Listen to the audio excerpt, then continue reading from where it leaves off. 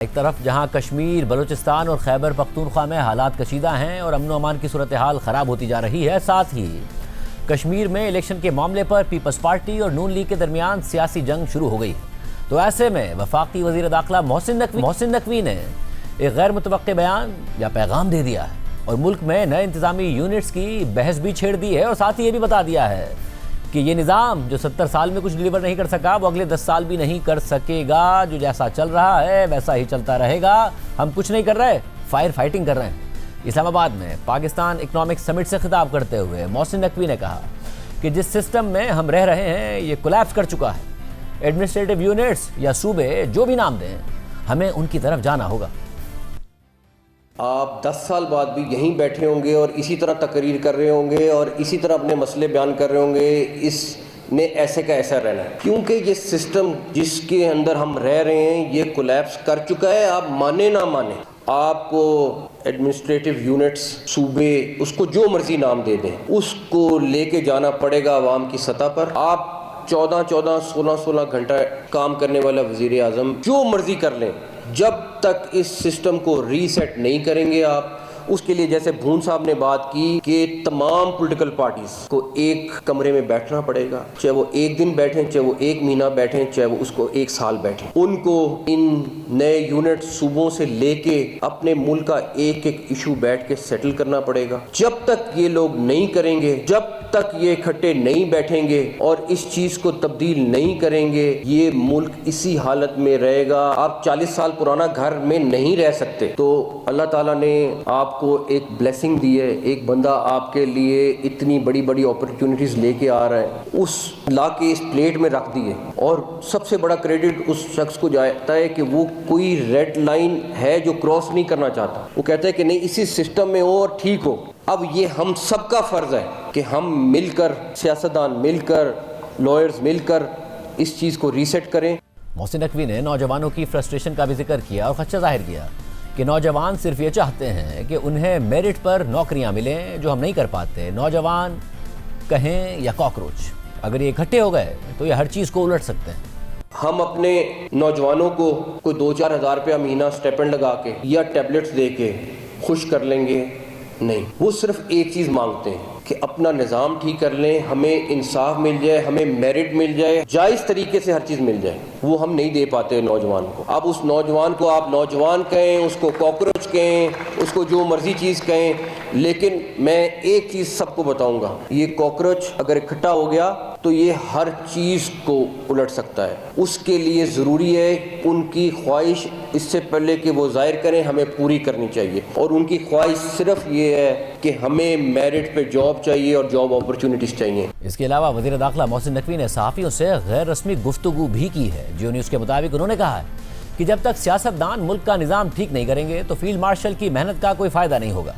Field marshal ने बार बार कहा है कि जमहूरियत को डीरेल नहीं होने दूंगा। निज़ाम को बेहतर बनाने के लिए तमाम सियासी जमातों को इकट्ठा होना होगा। मोहसिन नकवी ने मजीद कहा कि सिर्फ नून लीग और पीपल्स पार्टी नहीं बल्कि PTI को भी इस निज़ाम को बेहतर करने में इकट्ठा होना चाहिए। यह हुकूमत अपनी मुद्दत पूरी करेगी। मैं सदारती निज़ाम की बात भी नहीं कर रहा। मोहसिन नकवी ने यह भी कहा कि वफाकी वज़ीर दाखिला ही रहूँगा, वज़ीर ख़ारजा बनने नहीं जा रहा। इमरान खान के हवाले से अदालतें फ़ैसला करेंगी। मुल्क में नए इंतज़ामी यूनिट्स के हवाले से वज़ीर दाखिला मोहसिन नकवी का बयान एक ऐसे वक्त में सामने आया है कि जब कश्मीर के इलेक्शन के मामले पर नून लीग और पीपल्स पार्टी के दरमियान सियासी जंग चल रही है। साथ ही आज़ाद कश्मीर में हालात भी ख़राब हैं। मुजाहिरीन और कानून नाफिज करने वाले इदारों के दरमियान तसादुम के दौरान मुतादिद अफराद के मारे जाने के दावे भी सामने आए।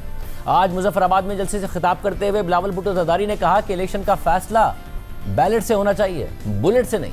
मेरा मैंडेट छीना गया तो आपका तख्त छीनने आ जाऊंगा।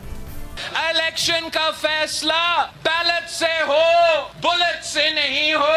इलेक्शन में वोट गिने जाए, लाशें नहीं गिनना चाहिए। अगर चोरी नहीं तो क्या छुपा रहे हो? अगर चोरी नहीं तो क्यों कर रहे हो? इलेक्शन कमीशन जैसे रियासती इदारों को फैसला करना पड़ेगा कि क्या कौमी मुफाद ज्यादा अहमियत रखती है या नून लीग का मुफाद। ये क्या देखना चाहते चाहते हैं। आधा आजाद कश्मीर में इलेक्शन हो नहीं सकता, रावलाकोट में इलेक्शन नहीं हो सकता, एहतजाज यहाँ एहतजाज वहाँ, चाहते क्या हो कि मीरपुर में और मुजफ्फराबाद में पाकिस्तान पीपल्स पार्टी के कारकुन भी एहतजाज करे, उधर भी एहतजाज हो, यहाँ भी एहतजाज हो, तब मजा आएगा आपको।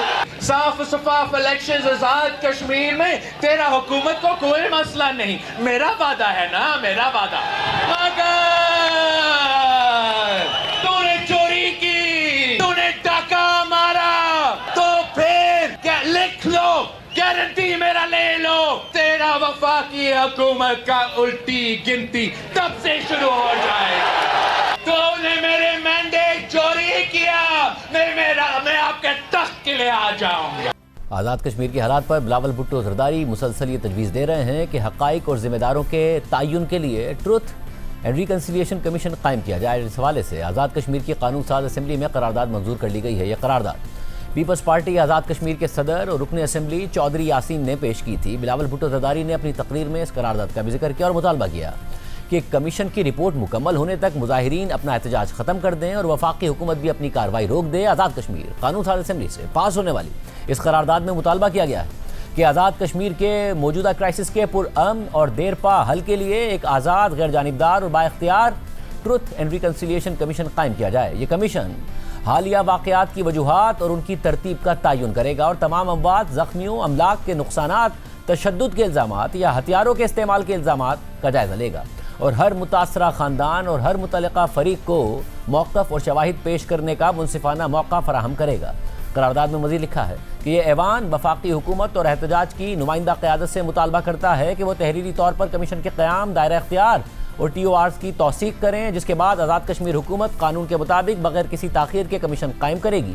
करारदाद के मुताबिक कमीशन की तौसीक़ के साथ ही फौरी तौर पर एहतजाज ख़त्म कर दिया जाएगा और कशीदगी में कमी लाई जाएगी। साथ ही हुकूमत सड़कों की बहाली, इमरजेंसी और मेडिकल सहूलियात, ज़रूरी अशिया की फराहमी, मवासलाती निज़ाम, मोबाइल और इंटरनेट सर्विसेज और मामूल की शहरी और मुआशी सरगर्मियों की बिला ताख़ीर बहाली को यकीनी बनाएगी। कमीशन की रिपोर्ट मुकम्मल होने तक एहतजाज करने वाले फ़रीक इस बात के पाबंद होंगे कि वो दोबारा एहतजाज शुरू नहीं करेंगे और ना ही किसी भी तरह अमन में खलल डालेंगे, जबकि आज़ाद जम्मू और कश्मीर और पाकिस्तान की हुकूमतें भी तहकीकात के मुकम्मल होने तक मजीद किसी कार्रवाई को मौखर रखेंगे। आज़ाद कश्मीर कानून साज असम्बली से इस करारदाद की मंजूरी के बाद पीपल्स पार्टी के चेयरमैन बिलावल भुट्टो जरदारी ने अपने बयान में लिखा कि यह अफसोसनाक है कि इतने अहम मौके पर असम्बली में हाजिर नून लीग के वाहिद रुकन ने न सिर्फ इस करारदाद के हक में वोट नहीं दिया, बल्कि एहतजाज और कोरम की निशानदही करके मंजूरी में रुकावट डालने की भी कोशिश की। बिलावल भुट्टो जरदारी आज़ाद कश्मीर के मामले को बातचीत और सच और मुफाहमत के कमीशन के जरिए हल करने की तजवीज़ दे रहे हैं। आज़ाद कश्मीर असम्बली से करारदाद भी मंजूर हो गई है, ताहम नून लीग ने अभी तक इस हवाले से